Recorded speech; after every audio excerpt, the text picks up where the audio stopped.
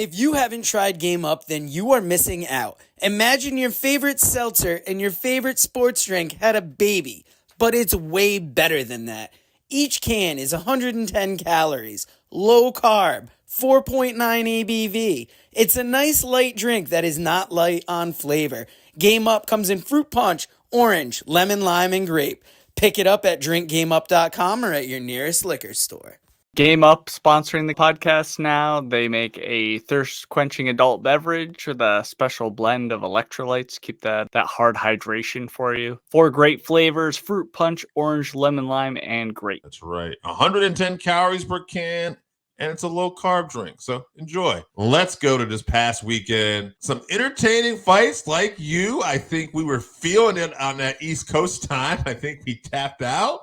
And we watched this the next day. I really enjoyed the show. In particular, I was I don't want to say it was the better fight. It did get a performance point, but I was really more captivated by what was going on at featherweight in this co-main event here. First of all, the entire card was very enjoyable. Mexico fans were great. They were brawling in the fucking stands. They were there from the opening of the card, the very first fight on the prelims, being loud. So shout out to them. Nice when fights aren't at the apex and you get, I mean, maybe not the fights in the stands, but the fan interaction and the buzz and everything. Co-main event was the fight of the night for me that I was the most excited for. Performance-wise, these two guys showed out. So shout out to Brian Ortega, first of all, got the win coming off a rough couple years.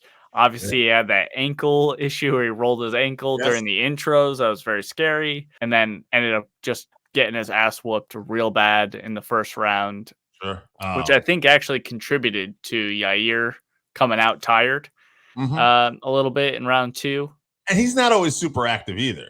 Right. Shout out to Brian Ortega. He got the submission win. Then he showed a lot of respect to Yair. Didn't want Mark Goddard to raise his hand when he got announced, although he did hold on to the choke a little long, and they had that issue with Goddard. But he explained that he was really, for lack of a better, he zoned out. He said he had trouble hearing. He said he locked on, and he said, I'm just not letting go of this, until somebody tells me. And he said he just...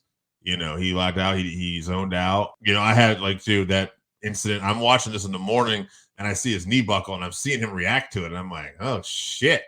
And then, Yair doesn't come out with the leg kick necessarily right away, but Yair starts to light him up and then he's doing everything. And then sat him down in the first. Yeah, sat him down. And I want to say Yair even went for a choke or something too of his own. That might have been round 1, round 2, but what I had in my notes was Yair was fearless. He did not care about the guard. He was going after Brian, even in his guard. Mm-hmm. But, what happened was Brian kind of got him down at the end of the round when Yair did that. And Yair, I definitely thought won the first round, but Brian showed it, okay, I can get him down. And then round 2, Yair was aggressive, but now Brian end up controlling most of this fight. He ends up on top again. And then by round 3, Ryan's in the zone here. He's also comfortable on the feet, you can see now. And, he gets in that choke. And he shows why he's special and why I think he's an interesting guy to possibly fight for this title. And I've always found Brian an interesting guy because he's just such a killer with these chokes. Unless you're Volk and you should have been tapped out or passed out and, you're doing special breathing exercises underwater, you're gonna probably tap or you're probably gonna pass out. So to me, even though Brian, was classy and he didn't necessarily, he said, I'll talk about that behind the scenes. I think he's a very interesting fight for Ilya just because of the style. Yeah, that's dependent on Volkanovski when he wants to come back and all that. He's earned the title shot, the rematch, obviously, but I do think after the 2 consecutive knockouts, it would be smart for him to take some time off. Do I think he's going to do that? Probably not, but I think Brian would be a suitable alternative to that. Can I just say, I hope we shock the world here in a few weeks. I hope Matt, I love Justin Gaethje, but I'm hoping Max does the upset, and I hope Max ends up fighting Islam for the title, and I hope Brian ends up fighting Ilya. And I'd love to see those two on top because to me, they were 2 really special attractions in that featherweight division for a while, and good solid dudes with exciting fighting styles. anyway, I'm rooting for those guys. Yeah, I'm with you. Plays out. The main event, very close fight. Brandon Moreno versus Brandon Royval 2. What surprised me was that Royval was the one that got stronger as this fight went on. Brandon Moreno is typically the guy who gets stronger as the fight goes on. You know, both are very quick. I definitely had Moreno winning the first 2 rounds, although I thought he won the second round too, but they were close. But as the fight was going on and Royval was really feeling himself, I was like, man, this is kind of a difficult fight to score in the sense they're both so fast, which is something that happens at flyweight, especially with these elite flyweights. And they're doing stuff. But definitely Royval, you could tell, especially by round 4, round 5, was the stronger fighter. And I didn't have a problem with this decision. I thought he won. I think most people did. I don't think it was controversial, but it was a close fight. Royval was certainly going to have a problem if he lost. He looked upset because he thought he did lose. And both It was fighters, in Mexico, so. Yeah, right. I get it. Judging, MMA judging, a little bit weird, but yeah.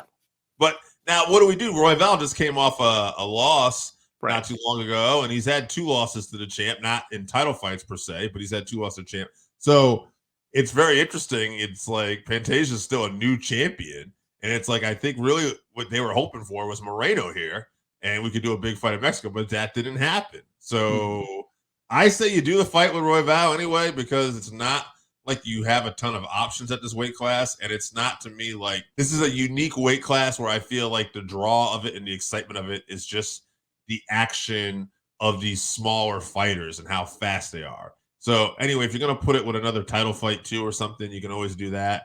But I say at this point, give Royval a rematch. Yeah, I was surprised like you with Royval continuing to build as the fight went on. And we know that there's a very high elevation in Mexico City. I know that Royval is from Colorado, so he trains at elevation, but Mexico City is much higher, so it's even tougher. I think he won by just putting so much more volume out. Moreno was really just hunting the overhand like right side. I think he was really looking for a knockout in Mexico. Yeah, that would be great for him, but I think he kind of let the fight slip away by just hunting that one thing. And Royval just putting tremendous amount of volume out. I thought he got the win too. I didn't think it was very controversial, but yeah, I don't know if that's the next move. I'm not well enough versed with the top 10 of flyweight, to be honest with you, because it's really just these couple guys at the top that, get any shine. I know Mokaev is out there. I don't know if he's fought Pantoja before. I think he's like somewhere in the top 10. If he wins his next fight, maybe he gets a title shot or something. I think it's up for grabs, really. Then the next flyweight to put in a really impressive performance could earn a title shot. Emil Albazi is another name too. Albazi, yeah. Number 2, actually. So maybe he'll find himself in there. Kai Kara France is at number 4. So, maybe the fact that Pantoja did is coming off that recent title fight could be looking at somebody else getting in there, which is, hey, new blood. So yeah,